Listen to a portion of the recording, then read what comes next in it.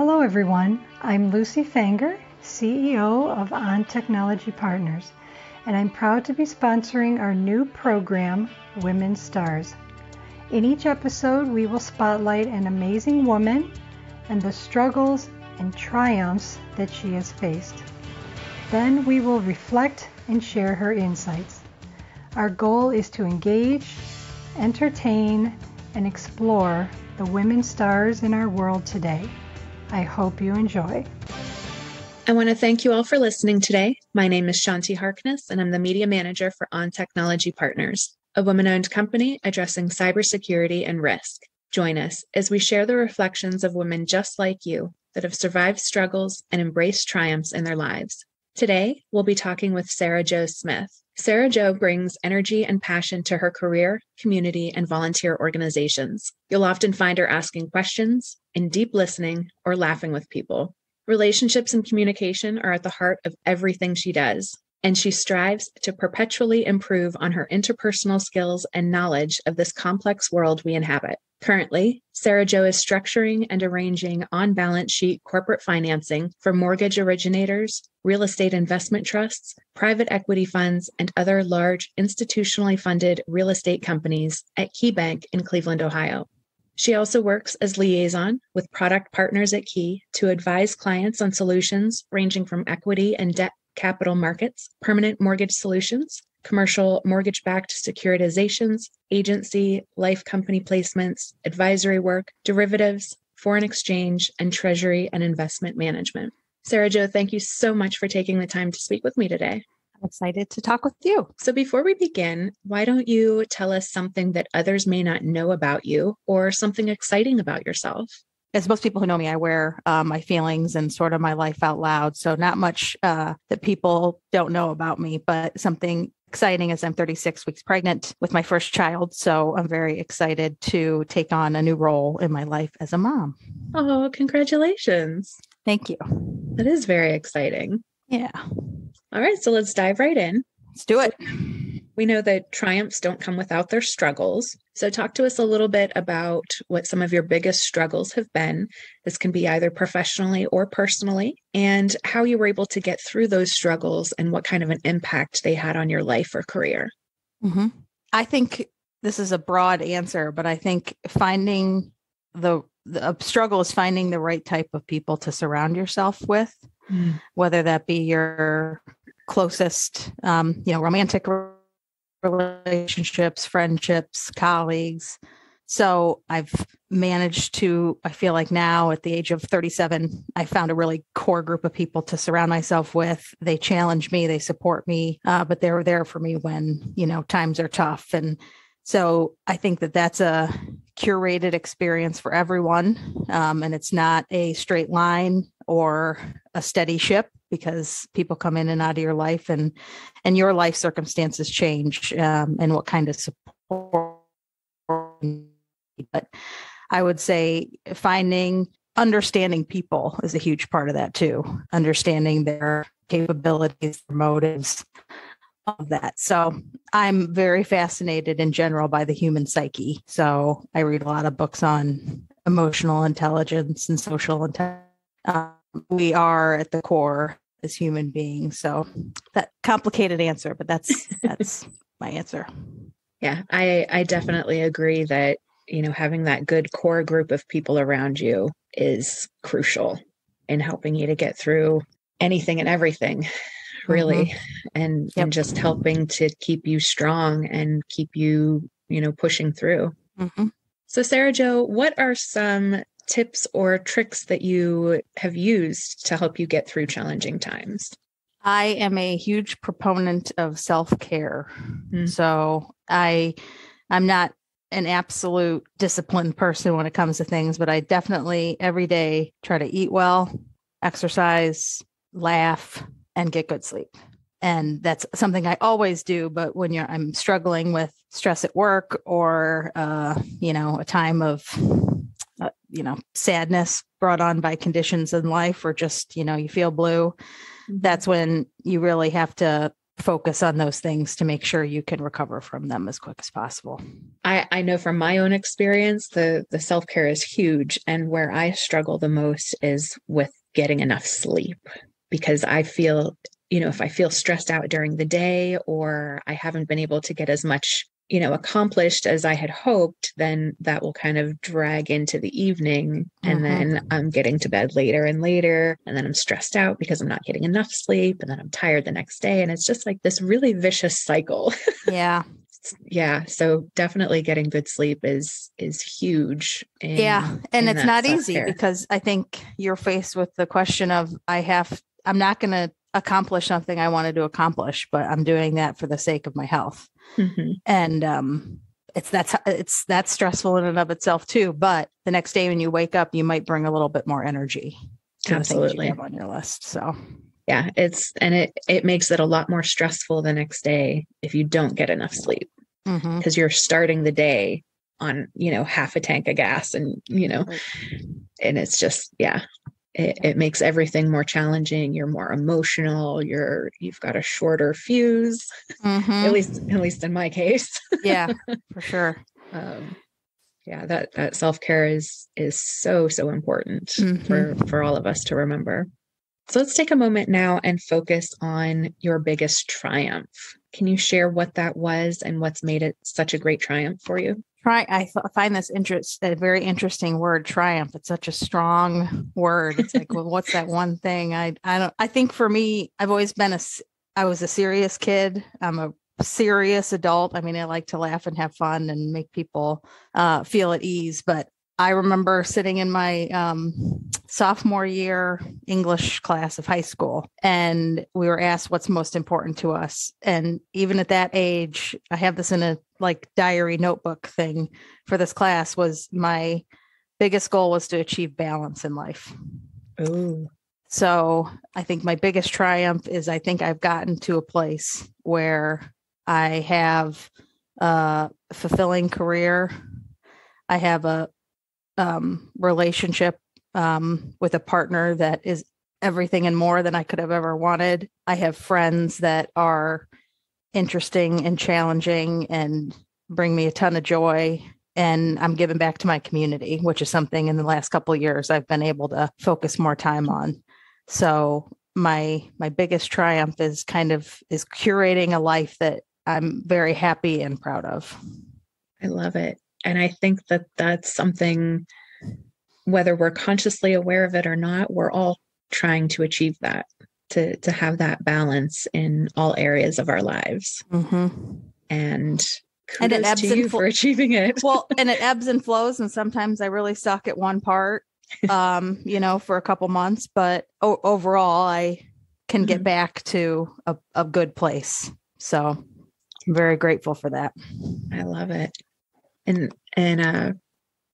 anything in particular that's standing out that has really helped you with making or with achieving that balance? I think it's everything, right? Everything. Like I work for an employer, KeyBank, that, encourages you to bring your true, authentic self to work every day.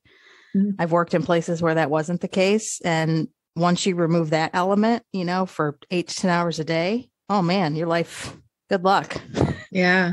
So, for people out there that are doing something they don't like, or they can't be themselves, man, that's task number one. Find something to do with the majority of your day that rings true to you.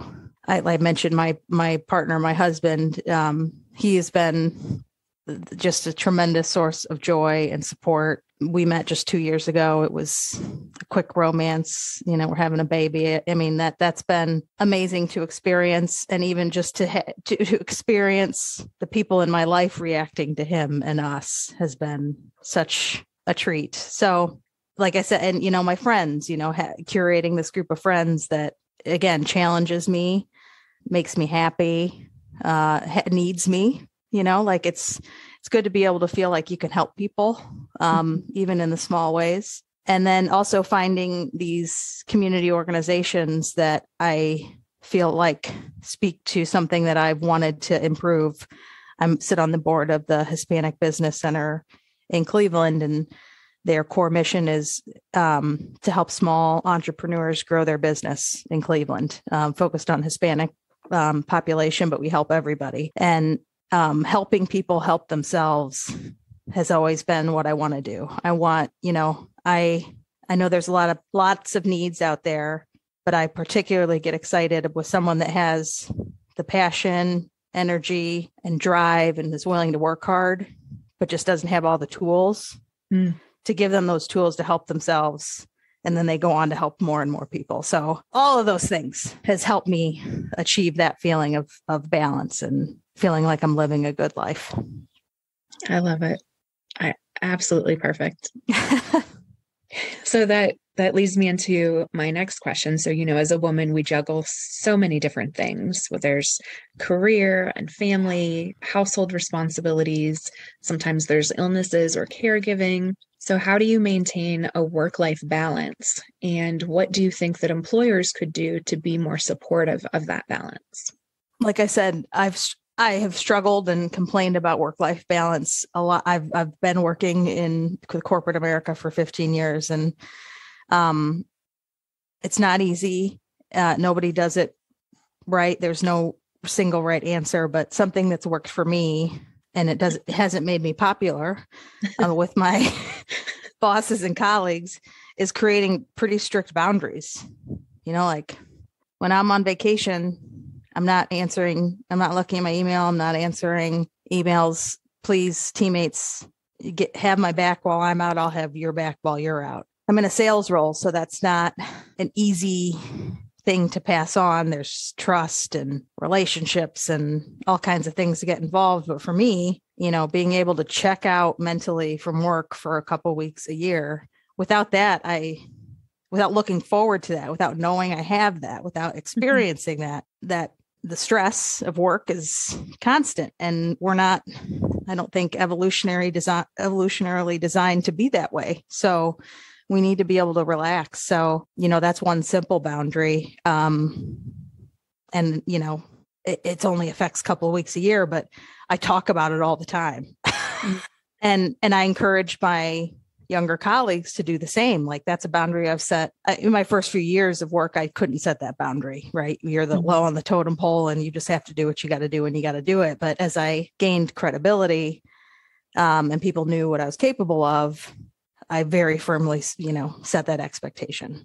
I also, and again, this could be super unrealistic for people, but my attitude about work is kind of the opposite of this like flexible work structure that people are doing now with COVID. Like, I like to sit for 8 to however many hours a day, get my work done, and then close my computer. I don't check my email at night or before I log in the morning. When I'm at work, and then I leave it. I know that doesn't work for everybody. Like, you got to break up your day into 2 pieces or whatever. But for me, it's best to just I'm a sort of a rewards based person. That's why I'm in sales. So after my workday, I'm rewarded with yoga or walking my dog, the relaxation, and I'm done until the next day. So that's what works for me. I know that doesn't work for everybody. So that's important though, about finding what works for you. Mm-hmm. And I think that if you can find a job that supports that same thing, whether it's sitting there in a desk, for 8 hours a day, or if it's, flexible work schedule, whatever works for you, finding an employer that supports that, and is, I know that's one of the biggest things for me was having a flexible employer. So I've had, a number of different health issues come up over the past couple of years, and I've been in jobs where there was no flexibility. You're either here or, you've got a ding against you, and, after so many times you're fired. It doesn't matter what the reason is, and then I've had, a job like this one with On Technology Partners where it's completely flexible. So as long as the work is getting done, they don't really care what time you're sitting in front of your computer. It could be 8 o'clock in the morning, or it could be 8 o'clock at night. As long as the work is getting done, they're fine with that. Yep. And that works amazing for me. So yeah, I think finding an employer that works with your lifestyle. So, Sarah Jo, as a woman, how would you define success for yourself? And do you have any tips or habits that you've used to help you be successful or to feel successful? I go back to my earlier response about balance. Like a successful Sarah Jo is someone that has a well-balanced life. And, in addition to the self-care that I talked about, I also have, I think it's kind of just innate in who I am. I'm very organized. I'm persistent. It's simple things that you learn about from, while you're growing up, from mom and dad and grandma and grandpa and coach and all those things. So it's sticking to them. And I consider myself a cerebral person. I'm in my head a lot. And as I'm going even through simple things, I'm like, am I giving this my all? Am I paying attention to this? Am I present? Just simple cognitive things that I feel like deliver the best of what I can do while I'm doing it. And that's not 24/7, right? Like I rest and I have fun and I relax, but like while I'm doing something, I try to do it with purpose and intentionality. And that makes me, when I'm done, feel good about it, because I hate, and I've done things where it's like, you're so busy and you're just getting it done. Typically I make mistakes.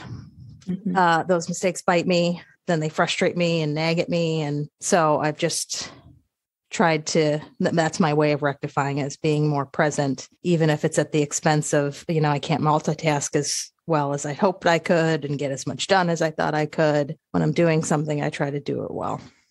I absolutely love that response. And I have to agree. I've read a study, it's been quite a number of years now, but I had read a study about how when we multitask, we think we're doing a better job than we actually are. Mm-hmm. But when scientists actually looked at it, our level of productivity drops drastically when we're multitasking compared to when we're singularly focused on a task. Yep. And that's something I've really learned about myself, is when I'm multitasking, like you mentioned, I make mistakes and I forget things, or I don't catch the little details about something. And it's so frustrating because I'm very detail oriented. So, I had to learn that I'm not doing a better job by trying to multitask. I need to just focus on one thing at a time. And with that focus, I catch all those little details and I'm more productive. I can get, the same amount of work done in less time when I'm just focusing on that one task at a time. Mm-hmm. And it's less chaotic for me that way. Yeah, definitely. So I sometimes, I'm a little, I'm a former high school athlete way back, but like adrenaline is a thing for me. So I can get kind of amped up when I'm getting a lot of things done at the same time and multitasking. So for me, it's tempting. It may be chaotic, but it's tempting to multitask. But yeah, I agree. It's, and you don't obviously you don't realize you're making the mistakes because you're making the mistakes. And then the next day you go back and you're like, oh, did I say that in an email? Like, oh, yeah. What was I doing? You're like, how did I miss that? Yeah. So Sarah Jo, why don't you take a moment now and reflect on something that you wish you would have known sooner in life and share that with us. This is something that I talk to. I have nieces and nephews and a mentee at Ohio State, or any young person I really get the chance to talk to with interns and young analysts in my team.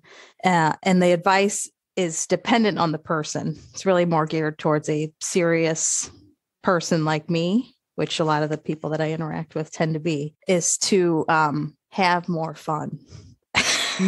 I wish when I was younger, I wish I had known that time was fleeting and to enjoy it.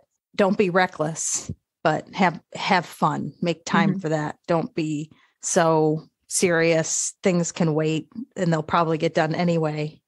Make time to travel and have little adventures and take risks. I like one of the things that anybody going through college, I say, travel, study abroad, do it. expand your mind. That's my biggest regret about college. Like I was worried about the money. I was worried about graduating on time, whatever. I would have figured it out and I would have been a fluent Spanish speaker instead of a hack Spanish speaker had I done it. So have more fun. That's my advice. Have more fun. I like it. So that leads me into my next question. So what advice would you give to young women that are just beginning their careers, or perhaps women that are thinking about changing careers? So many things. The Cheryl, I can't remember her last name, the Lean In author. Oh God. Lean In. It's a book by Cheryl something. I can't remember her last name, but it's essentially just, don't sit on the sidelines or be quiet in meetings, be vocal, let your presence be known. It's going to give you more opportunities. I'm in a very male dominated field.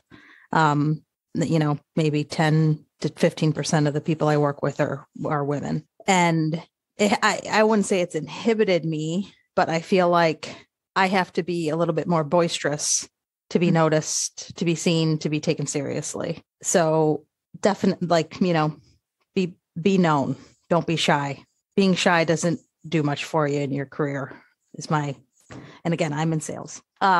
So different dynamic. If you're a computer programmer, being shy might work for you. Take risks. I feel like every panel I've ever sat on about career and growing in your careers, taking risks, take on that project that you have no idea how to do, that you're scared of, that you're intimidated by, that you're going to have to put long hours in early in your career.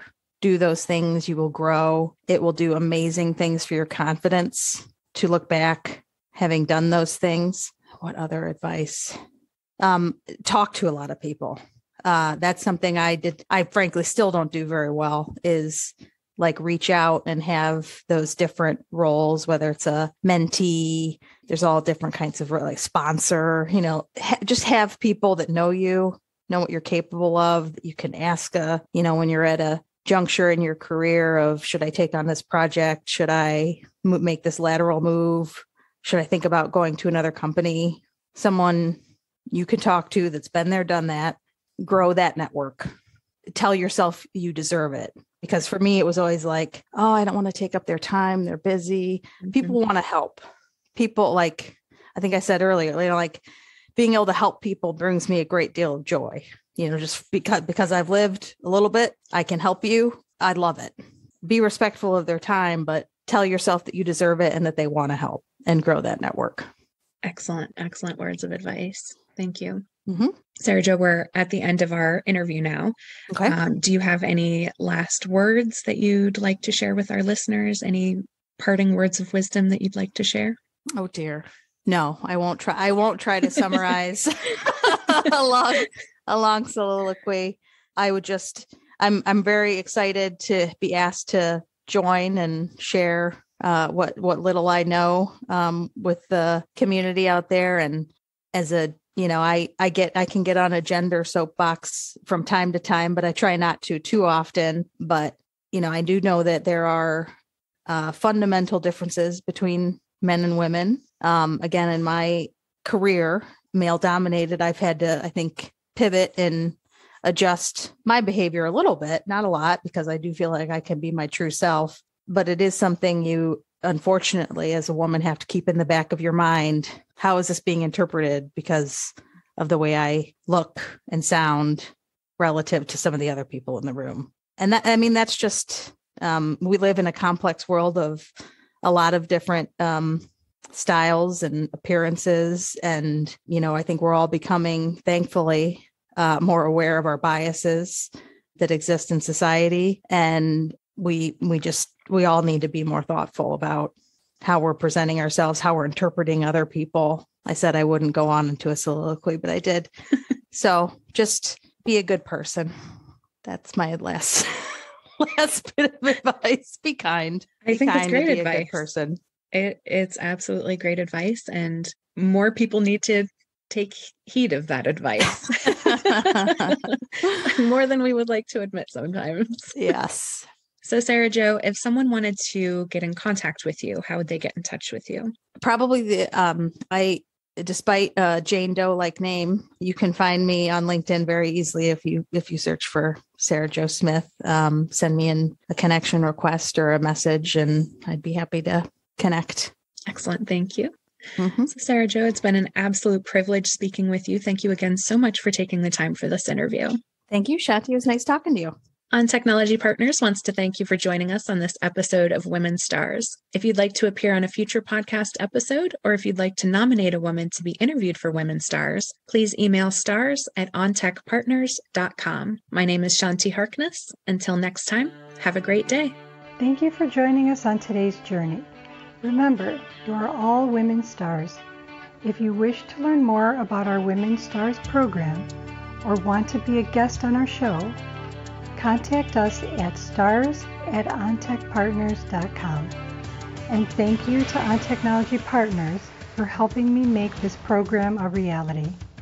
Remember, we at On Technology Partners want to help you protect your team from hackers. To learn more about our cybersecurity services, go to ontechnologypartners.com.